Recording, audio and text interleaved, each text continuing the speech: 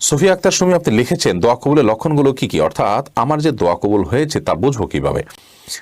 এ ব্যাপারে হাদিস থেকে সুস্পষ্ট কোনো বর্ণনা বা বক্তব্য পাওয়া যায় না যে এর মাধ্যমে আপনি নিশ্চিত হয়ে যাবেন যে দোয়া কবুল হয়েছে। তবে সাহাবায়ে কেরামের অনেকের অভিজ্ঞতার আলোকে তারা অনেক আলামতের কথা বলেছেন। যেমন কোনো সালাফ কোনো সাহাবী থেকে বর্ণিত হয়েছে যে আপনি কোনো দোয়া করার পর যদি আপনার চোখের পানি চলে আসে, মনটা ভালো হয়ে যায়, আপনার দোয়ার কারণে আপনি বিনয় অবনত হয়েছেন, আপনার কায় মনোবাক্যে আপনি দোয়া করতে পেরেছেন এবং মনোযোগ খুব বেশি চলে এসেছে এবং আল্লাহর সাথে কানেক্টেড খুব হয়ে গেছেন, এটা ভালো লাগা কাজ করছে, তাহলে সেই দোয়াটা কবুল হয়েছে বলে আপনি সুধারণা করতে পারেন। আর একটি কথা আমাদের জেনে রাখা উচিত, তা হলো দোয়া কবুলের মানে কিন্তু এই নয় শুধুমাত্র যে আমি যা চাইলাম হুবহু তা পাইলাম, এটাই একমাত্র দোয়া কবুল নয়। দোয়া কবুলের আরো ফরম্যাট আছে। আমি আল্লাহর কাছে সুনির্দিষ্ট কোনো কিছু চাইলাম, সেটা পাওয়াটা যেমন দোয়া কবুল। আমি যা চাইলাম সেটা পেলাম না, কিন্তু আল্লাহ তাআলা এই চাওয়ার কারণে